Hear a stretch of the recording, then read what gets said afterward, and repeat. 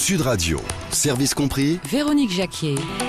Et le service compris d'Anna Fernandez, notre coach en recherche d'emploi que vous pouvez retrouver sur son site energiecoaching.fr pour mieux la connaître. Bonjour Anna. Bonjour Véronique, bonjour à tous. Alors Anna, ô combien c'est important le coaching. D'ailleurs, ça devient sacrément à la mode. Hier, dans Le Parisien, il y avait tout un article dédié au coaching pour les jeunes qui sont en terminale et qui ont du mal à trouver une orientation. Les parents sont paumés, les enfants sont paumés et il y a donc maintenant des coachs qui se spécialisent dans l'orientation scolaire. Quoi. Oui, tout à fait. Ça existe déjà depuis quelques mois. Voilà. Et ces coachs, ces professionnels aident le jeune adulte, on va dire le jeune adulte de 20 ans ou de 18 ans à préciser ses compétences, ses goûts, ses motivations, alors au travers de tests, au travers de questionnements en tant que coach. Et donc on essaie d'aider le jeune à trouver sa voie et donc une filière pour que les parents puissent l'accompagner. En quelques séances également. C'est assez onéreux d'ailleurs, donc c'est un sacré investissement pour les parents. Oui, c'est un investissement. Alors comme tout coach, notre métier de coach n'est pas encore réglementé. Donc on peut trouver tous les prix sur le marché, mais c'est plutôt de l'ordre de 60 à 80 euros de la séance de 1 heure, 1 heure et demie. Pas plus, parce que dans le Parisien, il y avait des prix qui étaient notés ça allait jusqu'à 1000 euros. Tout à fait, très élevé. Non, le normal, on va dire, c'est 60-80 entre 1 heure, 1 heure 30. Et c'est un peu moins d'une dizaine de séances pour un coach diplômé, sérieux. Voilà, en tout cas, c'est à la mode. Alors malheureusement, c'est à la mode, bien entendu, parce que est-ce qu'on devrait avoir besoin d'un coach ? Pas sûr, bien sûr, pour l'orientation de ses enfants. Mais ça devient tellement compliqué, ça devient tellement sélectif. Et puis, il faut avouer les choses quand même. À partir du moment où on donne le bac à plus de 80% de gens d'une génération, ça veut dire que la sélection, elle se fait au-dessus. Tout à fait. Faut pas se leurrer quand même. Faut pas être naïf. Ouais. Donc du coup, ça devient vraiment la guerre après le bac. Ce qui explique aussi le nombre de salons d'orientation et d'études qu'il y a à Porte de Versailles, notamment à Paris, Studirama. Auparavant, c'était 2 ou 3 par an. En ce moment, si on regarde le planning, c'est presque tous les mois. Donc c'est pour rattraper un peu tous ces jeunes un peu perdus également. Alors pour que vous profitiez de l'expérience et de l'expertise bien sûr et des précieux conseils d'Anna, je vous invite à faire tout de suite le 0826 300 300. Pourquoi ? Parce que je vous connais maintenant, vous écoutez attentivement l'émission, c'est bien normal, et puis vous vous dites tiens je vais appeler maintenant. Et puis souvent c'est au terme de cette émission et Anna ne peut pas prendre le temps de vous répondre convenablement puisqu'on est pressé par l'heure. Évidemment, on arrive près des 14 heures. Donc, pour qu'on puisse vraiment vous consacrer beaucoup de temps, vous faites dès à présent le 0826 300 300. Anna, on a déjà des appels. Le thème de l'émission d'aujourd'hui, pour que ce soit un service compris pour tout le monde, y compris pour ceux qui n'ont pas besoin de trouver un emploi, mais qui ont envie de coacher leur propre enfant, pourquoi pas, c'est la bonne attitude à avoir en entretien d'embauche. Alors, les fondamentaux, c'est quoi ? Alors, les fondamentaux, c'est que déjà, il faut le savoir, les recruteurs sont très sensibles aux bonnes manières. On ne doit pas oublier les bonnes manières. Ça, c'est vrai. Voilà. Ils ne vont pas passer tout le temps de l'entretien à analyser tous les faits et gestes du candidat, mais il y a vraiment des règles de savoir-vivre qu'il faut respecter. Donc, un entretien se prépare beaucoup sur le fond. On sait chez qui on va passer l'entretien, l'entreprise, pour quel poste. On connaît nos compétences, on sait comment on va se vendre. Donc, c'était le cas de nos différentes émissions. Mais la forme aussi est très, très importante. Je ne reviens pas sur le physique le costume cravate pour les garçons, pour les hommes ou moi j'ai quand même une question pour les hommes. En ce moment c'est la mode des hommes barbus ou une petite barbe là. Si elle est bien entretenue, ça pose aucun souci. D'accord. Il faut qu'elle soit entretenue. La taille de la barbe n'est pas un souci, c'est qu'elle soit entretenue, que les femmes et les hommes aussi pour la manicure soient faites et surtout les cheveux propres et coiffés, aussi bien hommes que femmes. Donc ça, voilà. Donc je ferme sur le physique parce qu'on aura d'autres occasions. Oui, bien sûr. Voilà. Mais la bonne attitude en entretien, c'est surtout de donner la meilleure image de vous-même dès les premières secondes, les premières minutes de cette rencontre. Donc, parce que le climat va s'installer dès ces premières impressions. Donc regardez déjà dans les yeux, c'est important évidemment. Alors regardez dans les yeux, être courtois, être souriant, dire bonjour, attendre qu'on vous invite à vous asseoir, ça c'est important. Et surtout souffler. Ce n'est pas un jury à l'entretien d'embauche. Souvent je préconise à mes clients quand ils sont dans la salle d'attente qu'ils aillent aux toilettes et mettre un peu d'eau sur leur poignet ou se masse l'intérieur de la paume de la main. Ça déstresse, c'est respirer, souffler. Un entretien est un entretien, on a tous besoin de travailler, on veut tous le réussir pour gagner de l'argent. c'est clair, et pour s'engager et s'investir dans une entreprise, mais il est important qu'on soit serein. Ça, c'est très, très important. Donc, tout le but est de maîtriser nos émotions et le corps. Alors, il y a beaucoup d'adages qui disent les yeux dans les yeux, qui disent la vérité se voit à travers les yeux. Le corps ne sait pas mentir, et notamment les yeux. C'est vrai. Voilà, le corps ne sait pas mentir, c'est un indice de cohérence. Quelqu'un de nerveux ne pourra pas s'empêcher de l'être. Quelqu'un de stressé. Voilà. Regarder dans les yeux directement, c'est souvent signe de honnêteté. On n'arrive pas à mentir si on regarde dans les yeux. Essayez, vous verrez, ça ne marche pas. Donc ça, c'est très, très important. Après, il y a vraiment des choses à proscrire, vraiment à interdire, à proscrire pendant un entretien. Ne regardez pas les documents qu'il y a sur le bureau de votre interlocuteur. Vous êtes le candidat, n'essayez pas de regarder qu'est-ce qu'il prend comme note, est-ce qu'il a d'autres dossiers, voilà. S'il s'absente, surtout n'allez pas fouiller le bureau. Coupez votre téléphone portable. C'est plein de petites choses, notamment dans la nouvelle génération. Certains pourraient avoir une petite tendance. Couper le téléphone portable, ça peut être le détail qui tue. Oui, si et puis même le vibreur, pendant même couper, mettre hors ligne, oui. voilà, pour pas que ça fasse de bruit, parce que vous êtes perturbé. Bien sûr. Le recruteur peut l'être aussi. Donc voilà, ça c'est des petits éléments qui sont très importants. Aimable, courtois, à l'écoute. Si vous avez plusieurs interlocuteurs en entretien, ce qui s'avère en ce moment vrai, vous avez un DRH et un opérationnel, et vous êtes le candidat tout seul. L'un pose la question, un premier recruteur pose la question, vous commencez à lui donner une réponse et vous balayez des yeux le deuxième interlocuteur. Rappelez-vous, quand vous êtes avec des amis, vous parlez à deux amis et vous passez de l'une à l'autre. Voilà, ne pas l'oublier. Voilà, surtout ça, c'est très important. Ne pas trop gesticuler sur sa chaise, ne pas jouer avec son stylo ou ses lunettes. Essayer de poser les mains. Prendre des notes. Alors pour la prise de notes, c'est important de prendre des notes. Oui, alors, oui, bien sûr. Voilà, pas de la littérature, mais quelques mots clés. Alors pour la prise de notes, chose très importante, si le recruteur vous reçoit à son bureau et qu'il n'y a pas de petite table d'appoint de réunion, il reçoit à son bureau, c'est son territoire. Vous ne posez pas votre bloc-notes sur son bureau. En revanche, il a une petite table d'appoint qui lui sert de petite table de réunion. Là, c'est un terrain neutre. Donc, il a posé son dossier. Vous pouvez poser aussi vos notes et écrire des notes sur votre calepin. Donc ça, c'est très important. Ne parlez pas trop vite, prenez le temps. On dit souvent, prenez 2 minutes maximum à une réponse, pour donner une réponse à une question. L'entretien, l'objectif, c'est d'être dans un échange. Très important. Donc voilà, ce n'est pas un questionnaire oui, non, réponse tac au tac. Non, c'est vraiment pas ce qu'on cherche. La voix, l'intonation, tout ça c'est important parce que ça décèle chez la personne une sérénité, une confiance en elle, surtout une confiance en elle, je dirais, parce qu'on n'est pas serein quand on passe un entretien obligatoirement, mais la confiance, on est très clair dans son projet professionnel, dans ses compétences. Quand on nous pose des questions dites difficiles, qualités, défauts, avez-vous des recommandations, comment s'est passé votre dernier poste, pourquoi êtes-vous parti?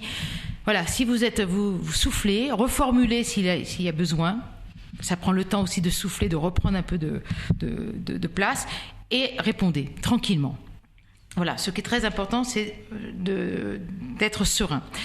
Autre point important, ne jamais critiquer ou médire son ex-employeur. Le monde est très petit. Ah oui, bien sûr. Voilà.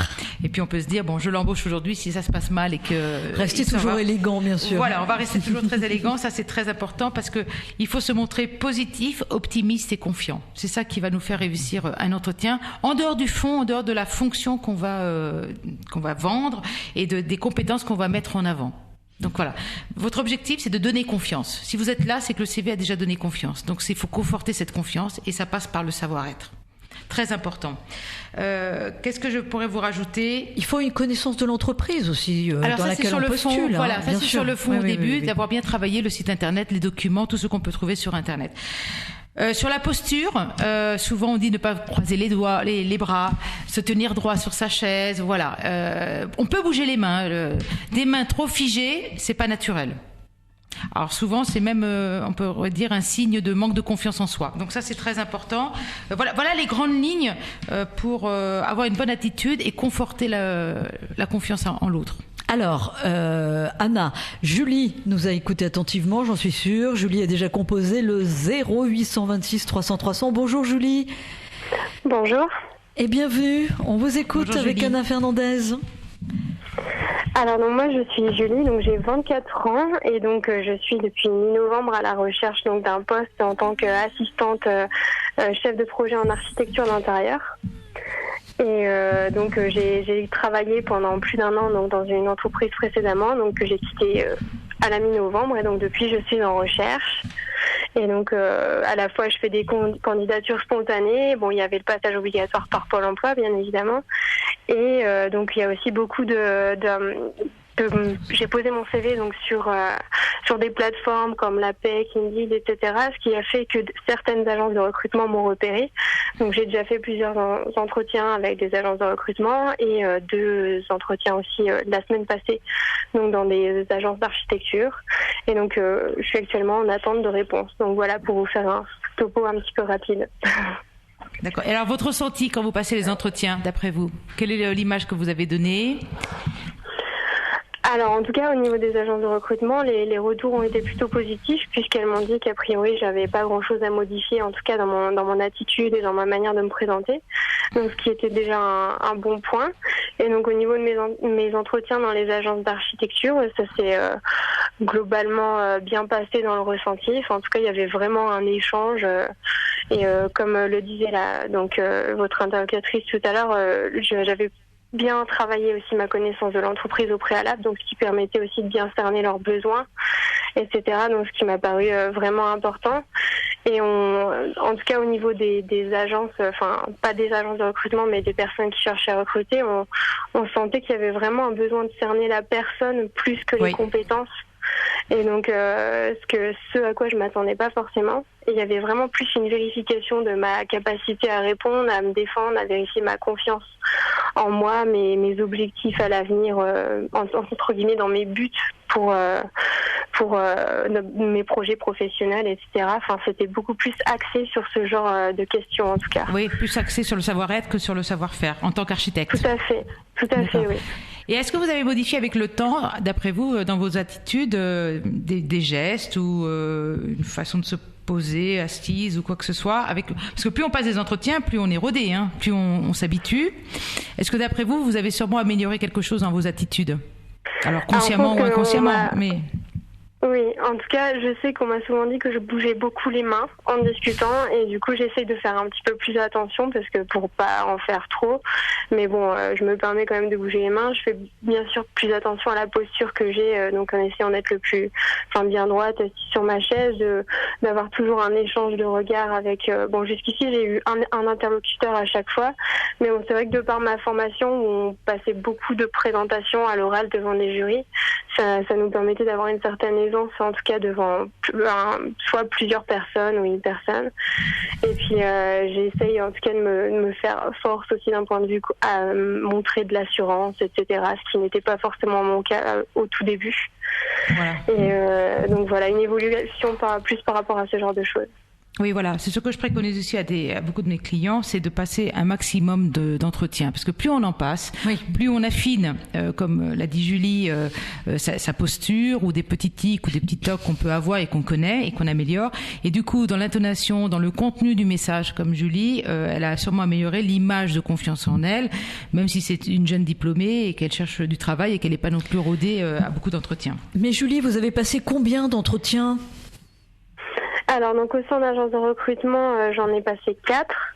Et auprès d'agence d'archi, donc j'en ai passé 2. Enfin, en tout cas récemment, puisque au préalable, pendant mes études, j'avais passé 2-3 entretiens pour des stages. Mais donc, je suis entre guillemets un peu novice malgré tout dans la réalisation d'entretiens. Et quelle est la suite de ces recrutements ? On vous tient au courant ? Il y aura un deuxième niveau de recrutement ? Alors donc dans les 2 entretiens en tout cas que j'ai passés, on m'a dit qu'on me tenait au courant puisqu'ils avaient d'autres personnes à rencontrer dans la semaine à venir. Donc normalement en ce début de semaine je devrais avoir des réponses. Et sachant que ça se fait via des agences de recrutement, donc j'imagine qu'il doit y avoir un processus. Et donc sinon au niveau des agences de recrutement, enfin le retour s'est fait directement et c'est eux qui me proposent donc des entretiens. Dès qu'ils ont des postes sur lesquels ils peuvent me positionner. Et des missions qui correspondent à vos compétences. Voilà, tout à fait, oui. D'accord. Okay. Et c'est marrant parce que même dans les agences de recrutement, on voit une différence d'ailleurs dans la manière de recruter, etc. Oui. Julie, vous restez avec nous. On a des questions à vous poser avec Anna pour un petit peu mieux cerner votre profil et voir pourquoi pour l'instant ça débouche pas sur un vrai travail tout ça. Mais en tout cas, vous avez bien retenu ce qu'a dit Anna Fernandez, donc il n'y a pas de raison que ça ne marche pas. Sud Radio, service compris. Véronique Jacquier. Bienvenue si vous venez tout juste de nous rejoindre, le service compris d'Anna Fernandez. Comme tous les lundis, c'est notre coach en recherche d'emploi. Allez, on veut vous entendre, on veut vos témoignages aussi. Vous avez peut-être pas de questions pour Anna, mais vous aimez l'émission et vous avez retrouvé un boulot, vous voulez nous dire comment, ou alors vous galérez et vous avez envie qu'on vous aide à trouver des solutions, même si vous savez que c'est pas facile. Anna, je vous assure, elle est capable de déplacer des montagnes. Elle a une énergie incroyable et d'ailleurs, vous avez pu écouter la semaine dernière le témoignage de Willy qu'elle a remis en selle en moins de 3 mois. Témoignage formidable de Willy, hein, Anna. Oui, tout à fait. La semaine dernière, qui a retrouvé du travail grâce à Sud Radio. C'est pas rien quand même. Alors on est avec Julie. Julie, on va vous aider vous aussi à trouver un travail dans un cabinet d'architecture. Alors là, Anna était en train de vous demander quel retour vous aviez de tous les entretiens d'embauche que vous avez passés. C'est dur, hein, l'archi, hein, Julie. Hein. C'est dur parce que vous êtes nombreux à vouloir travailler dans des cabinets d'architectes. Est-ce que vous avez des gens dans votre entourage, des jeunes comme vous, qui ont réussi à faire leur trou et comment ont-ils fait? Ça peut nous donner des indices pour vous aider.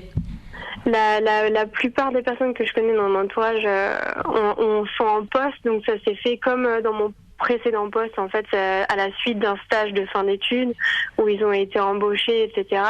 C'est vrai que le domaine de l'architecture est un peu compliqué en ce moment parce qu'il y a peu de postes en CDI. Enfin, généralement, c'est de l'intérim ou du CDD.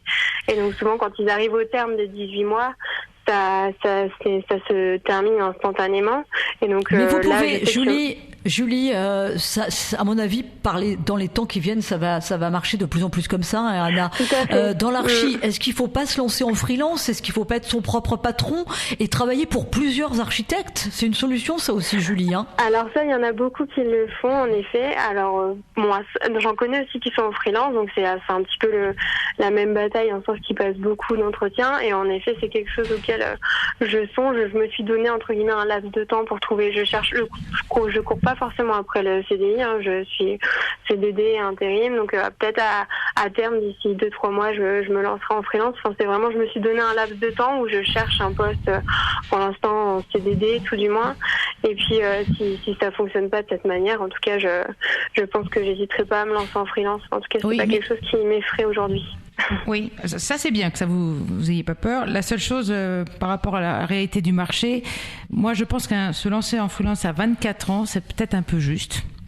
En termes de crédibilité, moi je dirais plutôt dans 6 mois, 1 an, mais même plutôt 1 an, 18 mois. Ayez plutôt avant des missions en intérim ou en CDD avant pour crédibiliser, vous confortez vous aussi, hein, dans vos compétences, parce que quand on est en freelance, c'est 50% de commercial, 50% de prestations à faire. Donc quand vous n'êtes pas sur un dossier, vous êtes en train de, avec votre bâton de pèlerin, faire le tour des cabinets d'architecture ou de répondre à des appels d'offres ou de vous mettre dans des groupements qui répondent à des appels d'offres. Donc ça c'est pas facile et ça vaut mieux être plus aguerri, avoir plus de maturité, presque plus professionnelle que personnelle pour être crédible. Et vous mettre en avant aussi des résultats faits dans le cadre de cabinets d'archi, mais en même temps de pouvoir montrer vos résultats. Tout à fait. C'est pour ça que j'ai pas fait le choix, en tout cas, de me mettre instantanément en freelance.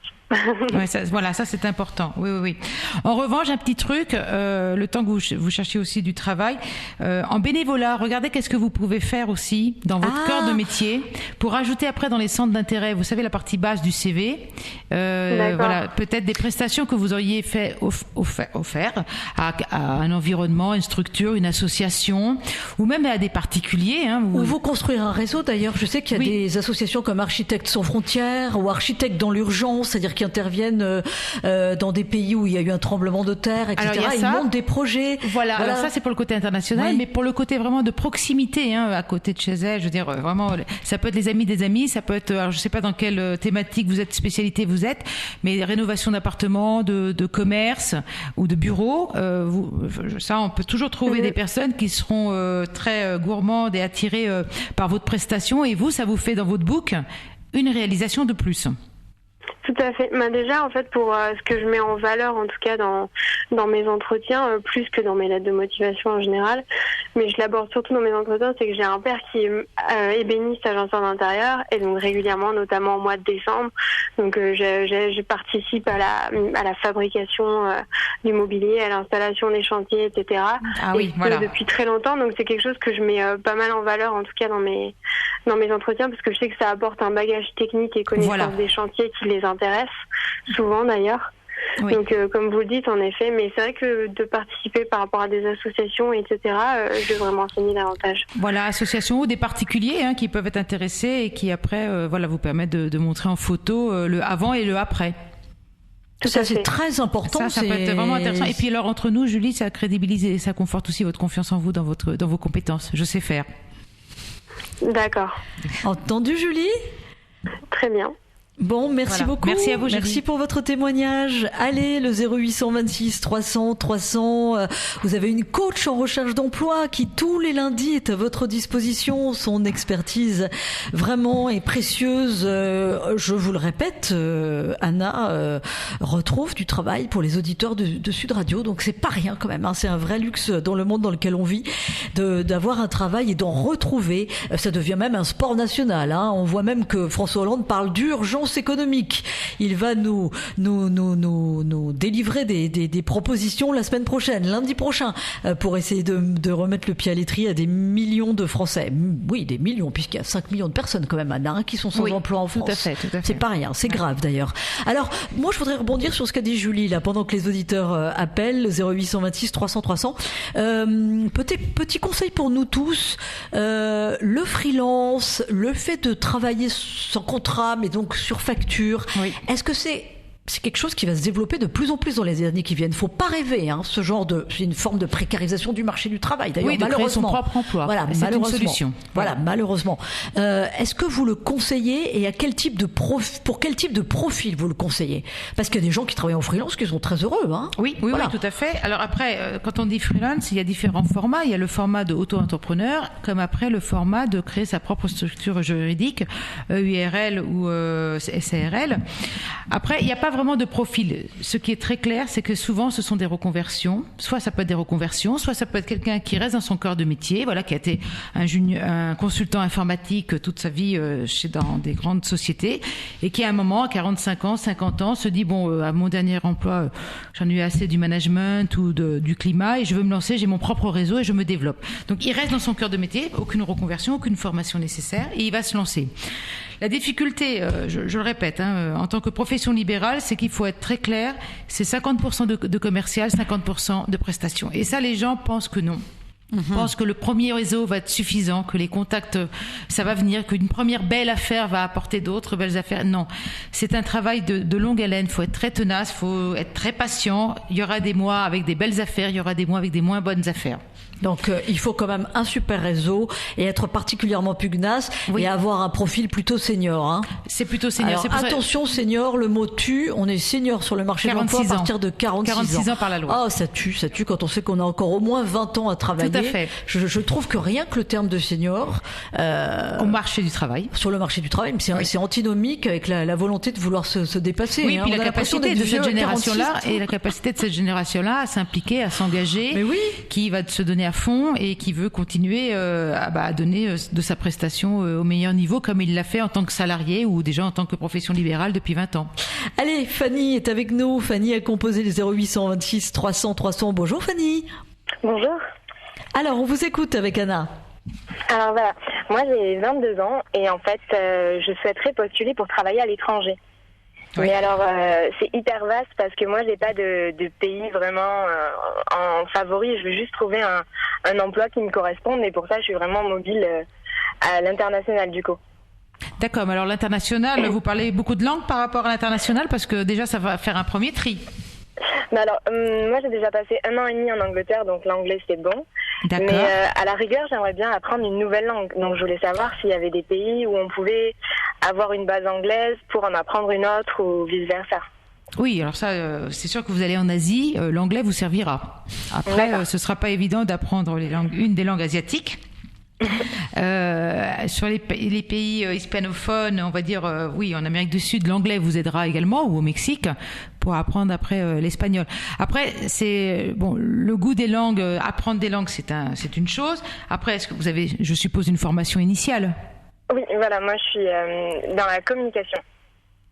Ok. Et alors, quel type de poste dans la communication? 22 ans, vous aviez fait déjà des stages, vous avez déjà travaillé. Le 1 an et demi en Angleterre, c'était dans le cadre d'un stage? Oui, voilà. Ah, voilà. Donc j'ai fait des stages et une formation, donc... Et vous cherchez un poste de chargé de com ou plutôt relations de presse? Assistante de communication. Enfin, je suis contente qu'à 22 ans, on ne peut pas avoir... D'accord, mais assistante de communication. Oui. D'accord. Avec une mobilité à l'international, ça vous est égal de partir aussi bien au Canada qu'en Asie? Voilà, tout à fait. D'accord. Qu'est-ce qu'il en est ressorti de 1 an et demi en Angleterre? Ça vous a plu? Oui, j'ai vraiment adoré. C'était une expérience hyper enrichissante. J'en ai appris la langue, une nouvelle culture, comment m'adapter à l'étranger. Enfin. Et y rester, vous vous êtes posé la question à l'époque ou pas? Pourquoi vous n'êtes pas resté? Je suis pas restée parce que j'avais pas eu d'opportunité sur le coup, et donc je m'étais dit qu'en revenant en France, j'aurais le temps de me poser et de chercher autre chose, et finalement ça n'a pas été si facile que ça. D'accord. Donc là, l'idée, c'est de refaire votre CV, bon, donc en français et en anglais, mais surtout en anglais, et de le déposer sur les sites d'emploi d'un certain nombre de pays qui pourraient vous intéresser. Mais clairement, même en Asie, vous arrivez en Asie ou en Amérique du Sud, sans l'espagnol d'un côté ou une langue asiatique de l'autre, ils ont beaucoup de jeunes diplômés déjà sur leur marché. Hein. Mais Fanny, moi, ce que je comprends pas trop, c'est que vous ne ciblez pas une entreprise en particulier, parce que vouloir partir à l'étranger comme ça, c'est grimper l'Himalaya. Hein. Moi, je vois Anna être un peu dubitative quant à votre projet. Il faut au moins définir, avant le pays, il faut déjà définir le secteur d'activité. Et après, dans le secteur d'activité, ah oui, vraiment. De définir peut-être quels sont les pays aujourd'hui qui seront les plus porteurs, en dehors de votre propre pays. Et puis surtout, l'atout de la langue. Bon, vous avez l'anglais qui est le passeport. C'est sûr que sur des pays anglophones, vous serez beaucoup plus à l'aise et vous serez plus bankable, comme on dit, donc utile et nécessaire au marché, que dans un pays où il y a une autre langue que vous n'avez pas. D'accord. Encore. Voilà. Mais il faut définir, c'est sur le projet, c'est toujours ça Écoutez, Fanny. Et sûrement viser des grandes entreprises qui ont pignon sur rue. Des sociétés françaises qui ont des filiales à l'étranger. Voilà. Oui, moi vous pouvez commencer à Paris, du moins à Paris, en France, et évoluer dans une société qui a des filiales dans des pays étrangers, et après le recruteur va savoir que vous êtes mobile. Alors aujourd'hui, le temps qu'ils vous connaissent, dans 2 ou 3 ans, vous le serez toujours, peut-être, et dans ce cas-là, vous pouvez postuler en interne à une filiale. Mais en fait, mon problème, c'est que quand je regarde des offres pour l'international, c'est que au final, moi j'ai qu'un bac plus 2 et un degré d'anglais, et en fait, ils sont plutôt sur des bac plus 5 VIE, et plus, sur bac bien plus sûr. 5. Donc du coup là. Oui. C'est pour ça, et moi je veux pas partir, j'ai vraiment envie de partir à l'étranger, mais je veux pas partir à l'étranger pour faire un petit boulot alimentaire et le temps de trouver autre chose. Bien. Je veux vraiment partir avec un projet et enrichir mon CV sur place directement, quoi. Oui, mais c'est pour ça que je vous dis, je crois, peut-être qu'il sera plus intéressant de rentrer par le biais de la France au siège d'un grand groupe qui a des filiales à l'étranger, que vous allez développer vos compétences et vous faire connaître en interne, même bac plus 2, c'est pas par rapport à un bac plus 5, vous faire connaître, de voir votre implication, votre engagement, pour que peut-être d'ici 2 ans, 3 ans ou peut-être plus longtemps, on vous propose un pont vers l'international, au sein du même groupe. Ça va être très difficile aujourd'hui, entre nous, que vous puissiez trouver un poste à l'étranger, donc avec votre niveau de qualification, sachant que il y a des bac plus 5 qui ont fait leur propre stage au sein de l'entreprise et qui vont y rester. D'accord, mais je comprends bien en même temps la réalité de dire je veux pas aller travailler chez McDo ou Starbucks simplement pour apprendre une nouvelle langue et être là-bas et repostuler. Voilà, tout à fait. Non, mais on est très clair. Je pense que ce serait plus crédible soit de rentrer dans une filiale étrangère d'un groupe étranger qui est en France. Vous voyez, on peut faire l'inverse, hein. Voilà, il y a General Electric qui est en France, vous rentrez chez General Electric, c'est américain, et puis à terme, quand vous faites carrière chez eux, on vous expatrie sur un des pays anglophones. Ou à l'inverse, vous rentrez chez Total, par exemple, groupe français, et on peut vous expatrier à terme dans une des filiales du groupe Total, quel que soit le pays. Mais il faut que là, à 22 ans, il faut que vous développiez plus vos compétences. Et votre niveau de qualification part de l'expérience professionnelle. D'accord, ok. Oui, sinon ça paraît un peu périlleux votre projet. C'est difficile, franchement. vu le marché du travail, Oui, le nombre oui. de bac plus 5 aujourd'hui qui veulent s'expatrier, et vous avez raison, au travers d'un VIE, nombre d'entre eux restent en entreprise après. Oui. Voilà, Entendu. et puis, c'est des profils, sur les offres recherchées, déjà c'est des bac plus 5, donc je pense qu'ils éliminent Minimum, oui, tout à fait. Et qui parlent déjà avec reste. la langue du pays, qui connaissent aussi au moins 2 ou 3 autres langues. D'accord. Entendu, Fanny? Merci Parfait. Fanny. Bah, écoutez, merci beaucoup, bonne journée. Sud Radio, service compris, Véronique Jacquier. Et le service compris d'Anna Fernandez, notre coach en recherche d'emploi, Anna de energycoaching.fr.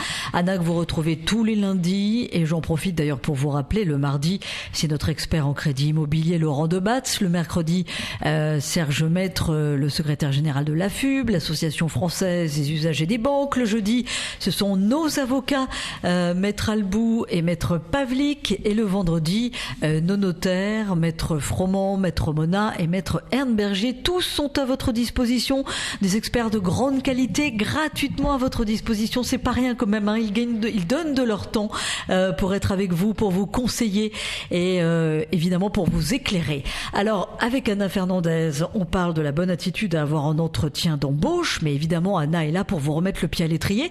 Alors, Belkacem a composé le 0826 300 300. Bienvenue, Belkacem. Oui, bonjour. Bonjour. Oui, bonjour. Et bonne Bonjour. année. On vous écoute. Bonne année et meilleurs vœux. Oui. Alors, vous nous appelez d'où, Belkacem? Je vous appelle de Toulouse. D'accord. De Alors, on Toulouse. vous écoute. Voilà, je vous appelle par rapport pour la meilleure solution pour trouver un boulot. Avant, moi, je suis intérimaire en fait. Je suis toujours à la recherche. Tous les matins, je vous appelle en fait les intérims. Ils me disent c'est calme, c'est calme, c'est calme. Et je suis toujours comme ça. Et voilà, pour le moment, Quelle est votre fonction, Belkacem? Moi, j'ai un chauffeur en fait. Après, moi, je suis l'expérience de mécanicien auto. D'accord. Après, je suis toujours à la recherche, intérimaire de polyvalent en fait. Bon, pour le moment, il faut que je travaille. Et voilà, j'appelle comme des agents intérimaires comme Manpower, Indico et tout, tous les matins. Tout le matin, il me dit oui, monsieur Belkacem, bonjour. Ben, il y a toujours c'est calme. Et c'est comme ça, j'ai pour trouver une solution pour en fait. Et vous avez, Belkacem, vous avez combien d'années d'expérience en tout? Expérience professionnelle en tout. Depuis combien de temps travaillez-vous? 10 ans. 10 ans? D'accord. Toujours en intérim ou des fois vous avez été en CDD ou en CDI? Non, un CDD, j'ai travaillé opérateur fonderie Eurocast à Brive, la Gaillère, peut-être vous connaissez, à Brive. J'ai travaillé 7 mois. Après, le contrat il est fini. Après, je travaille dans un intérim à Dico aussi. Après, voilà, je travaille que les intérims en fait. J'ai des contrats, j'ai fait des contrats. Je suis toujours bien avec les sociétés, toujours voilà. Oui, en bon contact. Ils vous reconnaissent au téléphone, j'ai compris. Donc ils sont habitués à votre appel, ils savent que vous êtes tenace et à rappeler. Alors ce qui est étonnant, c'est vous cherchez sur la région de Toulouse où vous êtes. Oui, je suis à Toulouse, 31 400 Toulouse. D'accord. Et là, vous sentez qu'il y a une différence depuis quelques mois dans les missions d'intérim? Il y en a beaucoup moins que la première partie de l'année 2015? Oui, peut-être, oui, en 2015, oui. Mais quand vous dites c'est calme, en fait, qu'est-ce que ça veut dire, Belkacem? Quand vous dites c'est calme, c'est plus calme que fut un temps, oui? Pour qu'on comprenne bien, oui. C'est calme, on dirait, il n'y a pas d'émission pour le moment à proposer. Peut-être en 2016, on est début de janvier, peut-être il y a des nouvelles après. Et vous répondez des fois à des offres? Vous répondez à des offres d'emploi en dehors des missions d'intérim? Est-ce que vous répondez à des offres d'emploi? Oui, même je déplace, c'est pas que le téléphone, je déplace des fois le matin. Bien sûr, oui. Et ça donne rien, ça donne rien de déposer votre CV? J'ai renouvelé en fait le CV. J'ai renouvelé mon CV. Oui. J'ai publié sur mon CV. Voilà, après on m'a dit tout est ok. Et après, peut-être en 2016. Mais ça décroche pas. Mais vous décrochez pas des entretiens. Il a été revu le CV, mais ça ne donne pas de plus d'entretiens qu'avant. Voilà, c'est ça. C'est ça. Avant, j'ai travaillé. Avant, j'ai habité à Brive, mais à Brive, c'est un petit village. Bon, bien sûr, c'est plus petit que Toulouse, voilà, j'imagine. Oui. Après, j'ai été pour voilà, quand même à Brive, j'ai travaillé opérateur fonderie. J'ai travaillé quand même 7 mois, ça va.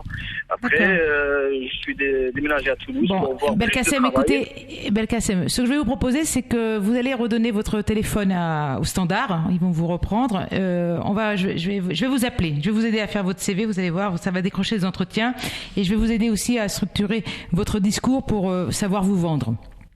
D'accord. Si vous voulez bien que je vous aide. Oui, il n'y a pas de problème, merci. Pas de problème, ok. Donc je récupère vos coordonnées, je vous appelle d'ici mercredi tranquillement pour voir comment on peut améliorer vos candidatures. C'est surtout ça. Oui, merci beaucoup, madame. Je vous en prie. À très bientôt. Au revoir. Belkacem, vous avez vu, Anna Fernandez a vraiment un grand cœur. Elle vous prend par la main parce qu'elle se dit là, je sais ce qu'il faut faire. Oui. Mais il y a du travail pour vous. Il y a du travail là. Mais il y a beaucoup de travail. Donc comme ça va prendre plus de 5 à 10 minutes, parce que c'est vrai qu'il faut le dire quand même, Anna, le propre de Sud Radio Service compris, et d'ailleurs c'est une première dans une émission de radio, c'est que les auditeurs ne sont pas là pour servir de faire valoir. On leur rend vraiment service, c'est-à-dire qu'on vous consacre allez, on va dire en moyenne 8 à 10 minutes, ce qui est quand même évidemment beaucoup. En radio, c'est beaucoup, mais c'est le temps qu'il faut, bien entendu, pour vous rendre service et pour être avec vous. Donc là, pour Belkacem, il y a un peu plus de temps, il y a du boulot. Il y a du travail, mais il a du travail sur le marché, vu son expérience et vu son expertise. Oui, tout à fait. Là, c'est simplement, peut-être qu'il faut améliorer le ciblage et les outils qui sont le CV et le discours, mais voilà, je m'en occupe et on vous tient au courant. Il n'y a pas de raison que ça ne marche pas. Allez, Hélène a composé le 0826 300 300. Bonjour Hélène, bienvenue. Oui, bonjour mesdames. Bonjour Hélène. Donc voilà, je suis à la recherche d'un emploi depuis juin 2015. Pour quelle fonction Hélène ? Pour quelle fonction ? J'aurais aimé aujourd'hui entrer dans l'administration, être agent administratif. Ok. Voilà. Via concours ou en contractuel ? Je pense par un concours pour débuter, puisque j'étais assistante de vie avant pendant 10 ans, puis accueillante familiale à mon domicile, mais je vais changer d'orientation complètement. D'accord. Et donc voilà, le premier échelon, de façon à avoir un poste plus calme quelque part, avec beaucoup moins de contraintes, et être un peu plus reconnu également. Bien sûr, bien sûr. Je vous dis contractuel parce que dans la fonction publique, donc, ou dans les collectivités territoriales ou régionales, il y a des fonctions et des postes qui sont hors concours. Donc c'est vraiment des CDI privés, voilà, de droit privé. Et souvent, donc il y a des offres d'emploi auxquelles vous pourriez candidater. Et notamment avec votre expertise et votre expérience, moi je vois des idées de postes qui pourraient être dans le côté des services sociaux, notamment aussi bien d'administration, type mairie, conseil régional, que des maisons de retraite ou même des crèches ou des hôpitaux, avec votre connaissance. Voilà, je m'orientais plus vers un secrétariat hospitalier, c'est-à-dire prendre les cartes vitales des patients, leur indiquer quand ils viennent pour un rendez-vous. Tout à fait. Puisque je n'ai pas de gros diplôme, j'ai travaillé très jeune, j'ai commencé, j'avais 16 ans, j'ai qu'un diplôme, je ne sais même pas ce qu'il vaut, de fin d'études, un DFEO à l'époque. Ensuite, forcément, j'ai travaillé, j'étais dans le commerce bien avant, j'ai d'autres expériences, mais voilà, arrivé sur le tard, faisant partie des seniors aujourd'hui, j'aurais voulu m'orienter différemment, quoi. Mais bon, on nous oriente pas forcément. Enfin, ça, je l'ai trouvé sur Internet, sur Le Bon Coin. Je l'ai pas trouvé à la NPE. J'ai trouvé cette annonce, comme ça. Sur Le Bon Coin ? Oui, il y a des offres d'emploi maintenant sur Le Bon Coin. Alors, vous avez fait votre CV, donc vous avez candidaté à des offres, et ça donne quoi ? Vous décrochez des entretiens ? J'ai pas eu un entretien, j'ai seulement une réunion qui est prévue pour ce soir. C'est l'IPDA, c'est l'Institut de préparation et de développement pour l'administration. Donc c'est une réunion ouverte, je sais pas ce qui va en sortir, ça va être expliqué, je pense. Bien sûr. Et donc là c'est comme quoi cet institut propose une solution originale et financée soi-disant de différents corps de la fonction publique. Donc on va commencer. Je pense avoir une expérience de comprendre, je suis adaptable, j'apprends très très vite. Je pense y arriver, mais rentrer comme ça dans une administration sans diplôme précis, c'est impossible, quoi. Est-ce qu'il faut passer des concours d'ailleurs, Anna, Non, dans le cas de Hélène? Non, pas du tout. Non, je pense qu'il y a par concours et hors concours. Oui. Il y a par contractuel, oui. Oui. Où c'est les hôpitaux D'accord. directement et le directeur de l'hôpital ou de la maison de retraite si on ouvrait. Parce que ce que vous dites pour l'accueil d'un hôpital, ça peut être vrai pour d'autres institutions médicales et paramédicales. Oui. Ça peut être des foyers pour des enfants handicapés ou des adultes handicapés. Donc là, ça relève du droit privé, ça relève du directeur. D'accord. Donc il faut qu'elle fasse des candidatures spontanées. Oui. Alors des candidatures spontanées. Directement aux établissements. Voilà, et puis alors ils ont tous, comme c'est une société, un établissement, Oui, donc oui. regardez sur leur site, ils ont tous un onglet recrutement. D'accord. Ah bon? Ah oui, Et d'accord. ils ne recrutent pas que des infirmiers et des aides-soignants. Vous voyez, il y a aussi du personnel administratif. Donc D'accord. regardez par rapport, vous êtes de quelle région? Des Hautes-Pyrénées. D'accord, donc par rapport à votre région, votre mobilité, regardez, faites la liste des institutions, instituts médicaux, paramédicaux qui pourraient vous intéresser et allez jeter un coup d'œil à leur site, voir l'onglet recrutement, oui, et regardez s'il y a des offres qui sont ouvertes. Alors des fois, ok, peut-être il n'y a pas d'offre ouverte, dans ce cas-là, vous pouvez faire une candidature spontanée directement au directeur. Mais adressez-vous au directeur, il faut que la lettre de motivation soit adressée à monsieur le directeur. D'accord. En lui expliquant. En trouvant son prénom et son nom, c'est très important. Et Anna, oui, en expliquant, j'imagine, le pourquoi du comment de la reconversion Dans la lettre de professionnelle. motivation, le Oui. fil conducteur de votre parcours, mais bon. Oui, c'est un petit peu hors sujet par rapport à aujourd'hui, quoi. Mais bon, pourquoi? Oui. Parce que c'est comme pour avant d'être dans le paramédical, j'étais dans le commerce, rien n'aurait prédestiné la suite de votre parcours professionnel voilà. vers le médical. Mais l'atout du commerce, c'est que vous avez d'une le sens commercial, l'écoute pour la clientèle, gérer la clientèle dite difficile ou pas difficile. Oui, Vous oui. voyez, tout votre parcours a donné aussi votre savoir-être. On revient sur l'attitude, mais toute votre personnalité pour être capable d'être à un poste d'accueil dans une institution. Et là, c'est pas un problème de diplôme qu'on va vous demander, ni d'anglais, ni d'autre chose. C'est d'un savoir-être mature qui puisse gérer un accueil du public facile ou pas facile, ou des patients. Une élocution normale, oui. Voilà, ou des patients. Et puis, comme vous avez été, le deuxième parcours de votre vie, assistante de vie, donc dans tout ce qui est l'aide aux autres, à l'attente aux autres. Donc, on sait aussi que vous pourrez gérer des urgences s'il y avait ou un effet panique. Oui. Voilà. Donc ça, dans la lettre de motivation, on peut le mettre en avant. Ce qui compte, c'est que dans le CV, on voit le fil conducteur et qu'on puisse mettre dans vos réalisations et dans vos compétences des compétences et des réalisations qui sont en adéquation avec le poste que vous recherchez. D'accord. Voilà. Donc ça c'est vraiment le point important. Oui. D'accord. Oui, Je vous remercie beaucoup. Oui, Hélène, si vous voulez, pareil, on peut faire comme pour Belkacem, parce que vous avez un profil très différent l'un de l'autre, donc c'est toujours intéressant pour moi et pour les auditeurs de Sud Radio. Je vais demander vos coordonnées et je me permettrai de vous appeler. On va échanger sur le CV, sur la lettre de motivation et sur votre ciblage. On approfondira peut-être ensemble un peu plus le ciblage. D'accord. Entendu, Si ça Hélène? vous va. C'est gentil. Ok, merci à vous. Merci. À bientôt. Merci Au revoir. Hélène pour votre appel et puis merci Anna de prendre soin aussi bien des auditeurs de Sud Radio, service compris.